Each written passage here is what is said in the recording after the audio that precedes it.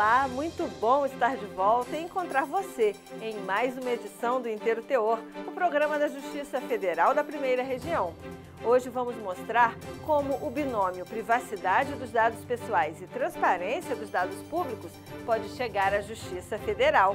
Confira comigo. O TRF da Primeira Região determina o cancelamento do número de inscrição no CPF e a consequente emissão de um novo número de vítima de fraude. TRF1 entende que é dever dos municípios implantar portal da transparência e da União fiscalizar o cumprimento da Lei de Acesso à Informação. No IT Notícias vamos falar sobre ensino superior, concurso e registro profissional. É a partir de agora, fique com a gente.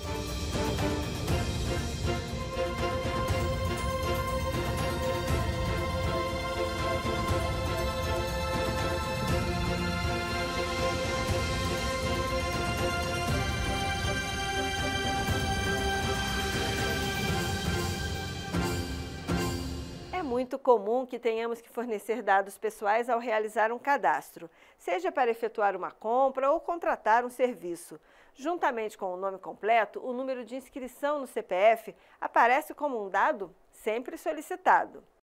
Mas quais os riscos de fornecer esse número? Ana Paula Souza traz para a gente a história de uma vítima de fraude que soube o que fazer em um caso assim.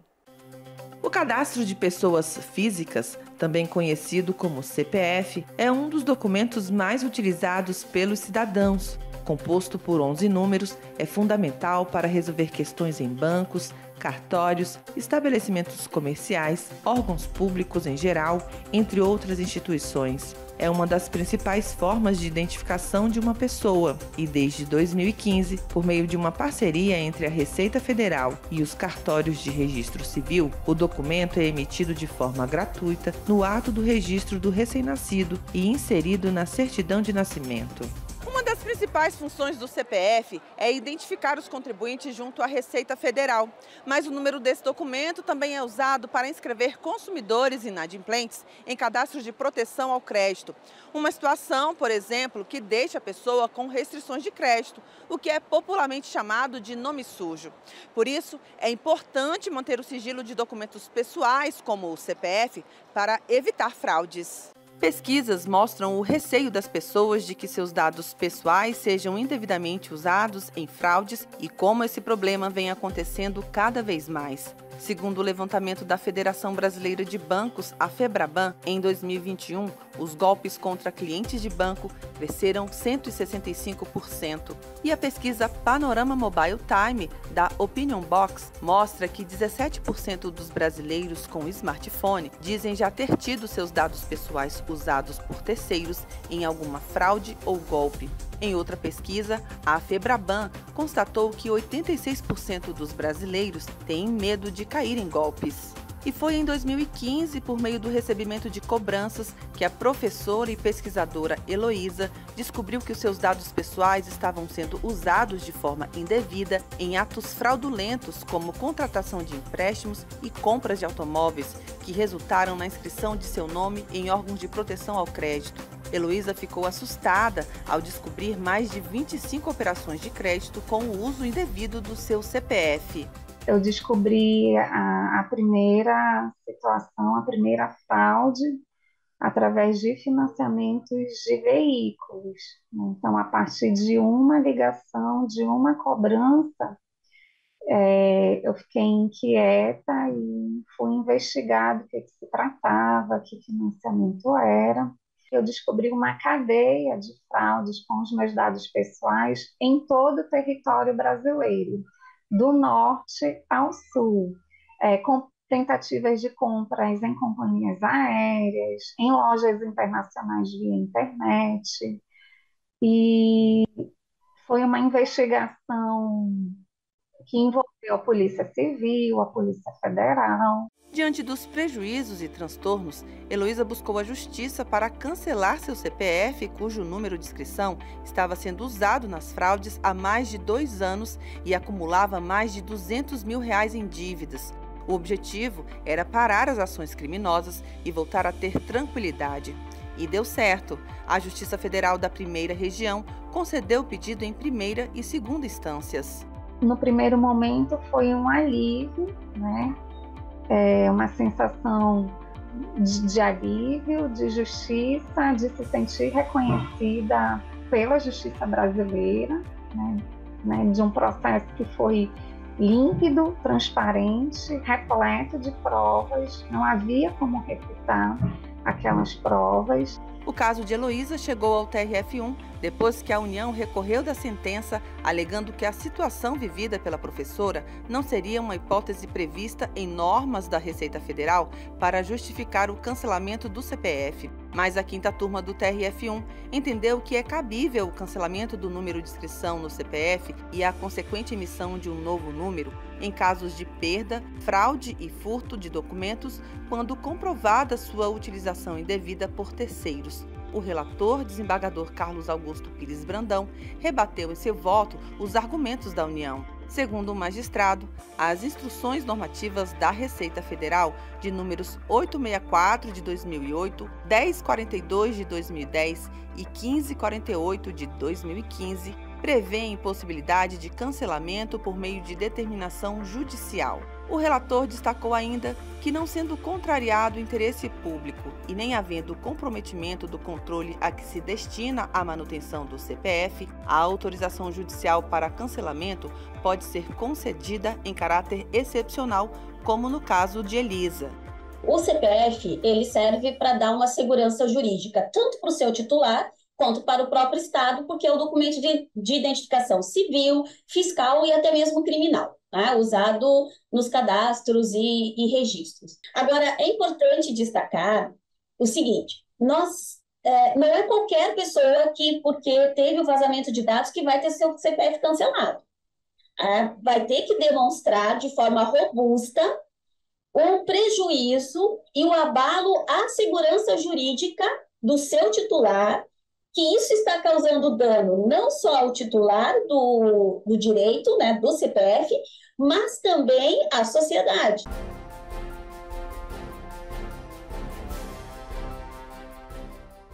Em 2011, a Lei de Acesso à Informação regulamentou o inciso 33 do artigo 5º e o parágrafo 2º do artigo 37 da Constituição Federal.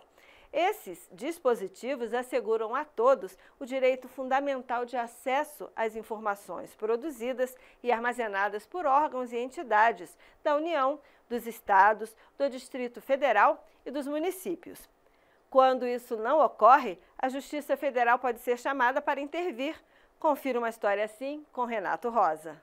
A Constituição Federal assegura a todos o direito a acessar os dados públicos gerados e mantidos pelos governos federal, estadual e municipal.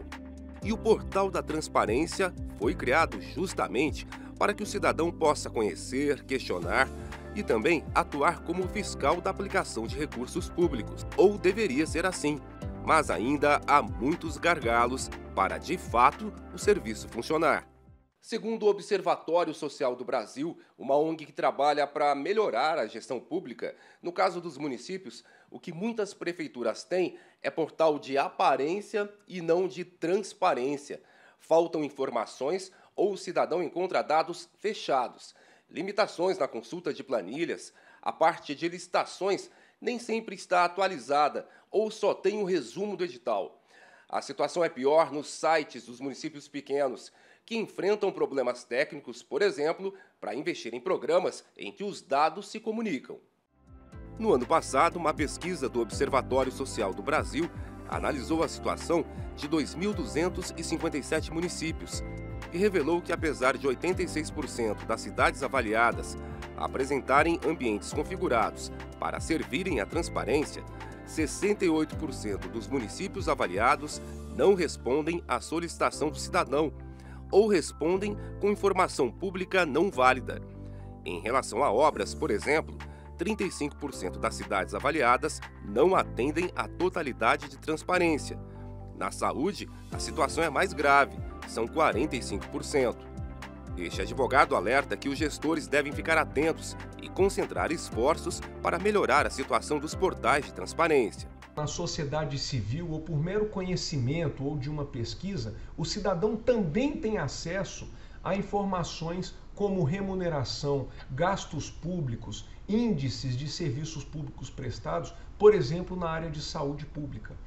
Antigamente, nós tínhamos a negativa dos órgãos em fornecer informações. Era regra nos balcões de atendimento que o cidadão fosse buscar uma informação e recebesse um peremptório: não, eu não vou te informar. Mas agora é importante saber que informar o cidadão é lei. No Piauí, o município de Vera Mendes e a União foram alvos de uma ação. A partir de um pedido do Ministério Público Federal, a Justiça Federal determinou que a Prefeitura promova a correta implantação do Portal da Transparência e que o governo federal fiscalize, já que transfere recursos. Foi a União que recorreu ao Tribunal Regional Federal da Primeira Região, sustentando que não deveria constar como ré, porque o juízo não precisa da União para fazer cumprir uma ordem judicial. Também argumentou que já vem adotando todas as providências, por meio dos ministérios, para fazer cumprir as leis sobre o tema. A sexta turma do tribunal manteve a sentença. O relator do processo, desembargador Jamil de Jesus Oliveira, confirmou que a União deve fiscalizar a aplicação dos recursos públicos, inclusive suspendendo as transferências voluntárias ao município de Veras Mendes, até que seja realizada a adequação do Portal da Transparência. Ele ressaltou que, a fim de assegurar o princípio constitucional, a Lei de Acesso à Informação determina que o poder público deve divulgar na rede mundial de computadores, em local de fácil acesso, as informações de interesse coletivo ou geral, e a Lei de Transparência fixou prazos para isso. Explicou ainda que ficou demonstrado no processo que o município de Vera Mendes, no Piauí, permaneceu omisso no cumprimento do dever legal de implementar o Portal da Transparência. Segundo o prefeito, houve investimentos e adequações nos últimos anos para respeitar a lei e o cidadão. Foi uma das primeiras ações da gestão fazer a aquisição de um servidor próprio no início do ano de 2021, com a construção de um site para o município, com a vinculação de todos os sistemas utilizados pela Prefeitura a este site. Dentre esses sistemas que estão vinculados, o Portal da Transparência, de fácil acesso a qualquer cidadão, em que permite qualquer cidadão ter acesso aos processos de licitações que estão em curso, como também os contratos firmados com as pessoas jurídicas e físicas. É inaceitável, tanto para o Estado, quanto para a União, quanto para um município que tenha algum porte relevante, negar informação ao seu cidadão. O sentido que se tem hoje de cidadania e serviço público, tanto faz numa grande e rica capital, quanto numa cidade do interior do nosso país, é de que ser cidadão é ter direito à transparência, ou seja, a acesso direto às informações. O município que não provê o seu cidadão de informações transparentes em tempo hábil, ele deve ser penalizado, porque ele não está tratando o seu cidadão com dignidade. É uma decisão a que devemos comemorar.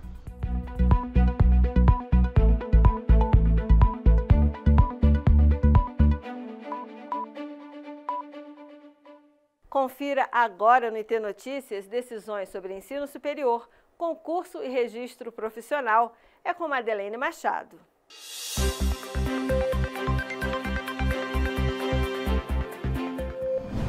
Julgar critérios de correção ou pertinência do conteúdo de questões de concursos públicos não é competência do Poder Judiciário. Essa foi a decisão do desembargador federal Jamil de Jesus Oliveira, da sexta turma do TRF1. No recurso analisado pelo relator, candidatos ao cargo de agente federal de execução penal no concurso do Departamento Penitenciário Nacional alegaram que houve irregularidades em algumas questões e no gabarito da prova objetiva, além da cobrança de tema não previsto no edital. Na análise do processo, o relator verificou que se aplica ao caso jurisprudência do Supremo Tribunal Federal, no sentido de que não cabe ao Poder Judiciário substituir a banca examinadora para reexaminar o conteúdo das questões e os critérios de correção utilizados, e ressaltou também que não foi caracterizada ilegalidade evidente para justificar uma intervenção. Um aluno formado em Educação Física pela modalidade de ensino à distância recorreu à Justiça depois de ter seu registro profissional negado pelo Conselho Regional de Educação Física da Bahia.